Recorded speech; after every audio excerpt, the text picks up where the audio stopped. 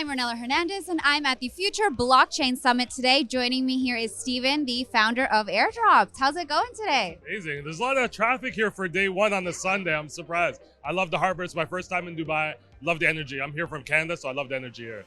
Much cooler or warmer than Canada, right? I had to walk around the building 5 minutes. I almost died. So I'm glad it's October versus July in Dubai. July was really rough. All right, so let's talk a little bit about Airdropd and what you do, what your role is in the industry. Awesome. So Airdropd's a media house. We produce some of the best podcasts in the industry, including the Chainalysis podcast. We focus on Web 2 and Web 3 companies that have a compliance element. So think of your crypto compliance companies. Some of them here would be like Fireblocks, Bybit, exchanges like that have a compliance element. And we try to create content that's specific for that audience. How did you get into the industry in the first place? I actually worked as an AML investigator at one of the top blockchain investigations companies. So Bitfinex was a huge crypto exchange.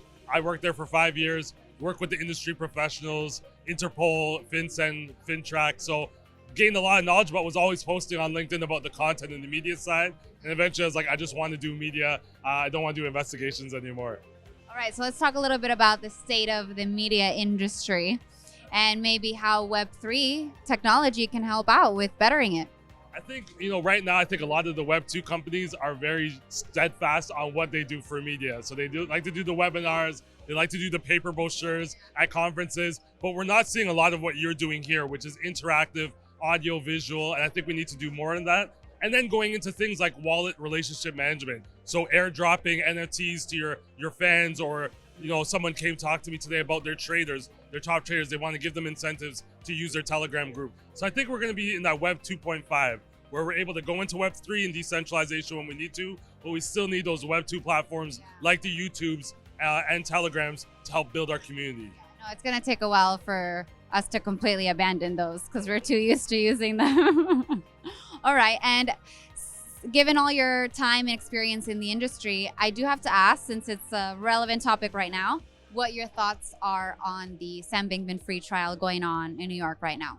Yeah, the SBF trial is really, really interesting. Some of the details are a little bit opaque. I think at the end of the day, usually what it comes down to as an AML investigator, it's usually either dumb people doing dumb things or dumb people doing fraudulent things, right? And I think in this case, we have a little bit of both. I think they didn't start off with the intent of defrauding the investors or commingling funds, but I think it grew too fast, too soon, like a lot of crypto exchanges do. And then at that point, compliance, governance gets thrown by the wayside. And I think we're seeing the result of that. And once it got too big to control, they kept most of the things that they should have been disclosing to their customers, to the regulators. They kept those underground, and we're seeing now those come to light. And I think if you looked at a lot of crypto exchanges, though, you'll see a lot of things that many people would be taken back by. I think we're a lot focused more on what FTX was doing. Oh yeah, it was such a high-profile case. So what would you like the outcome to be? I think you have to set a precedence, and you have to set an example with S Bringman Fried. In order for this industry to move forward, just like they did with Ross Ulbricht and the Silk Road, you have to set the stage. You're gonna have to give them probably the highest penalty that you can. We saw it in Turkey. There was exchange brothers took all the money and ran, and they got like 12,000 years. I think we have to see something very similar. 12,000 years. 11,960 years each. I think we have to see something extremely as punitive as that, to be quite honest. Yes, is only 100 years.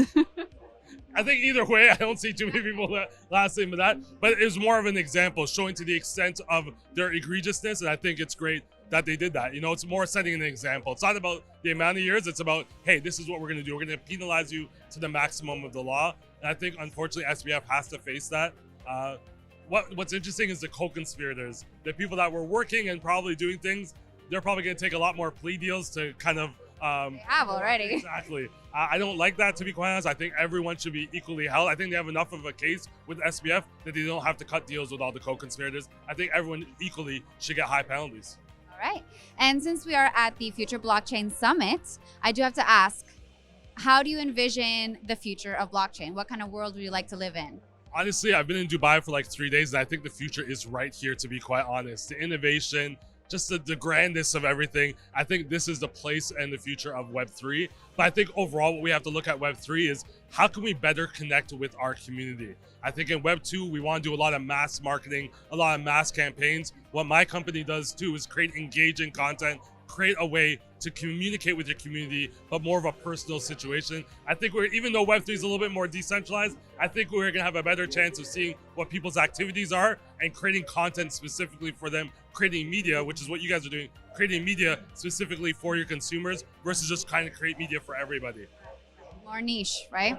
Yeah. Go niche and create more unique experiences, and I think that's very interesting. As you can see here, you're getting a lot more attention than most of the booths, including my own, because you're doing something a little bit different. People want to see what's going on. And I think that's what a lot of these Web2 companies need to do, is more creative and unique experiences at conferences versus just sitting there and handing out buttons. Definitely, I agree. All right, well, thank you so much for your time today. Okay, thank you.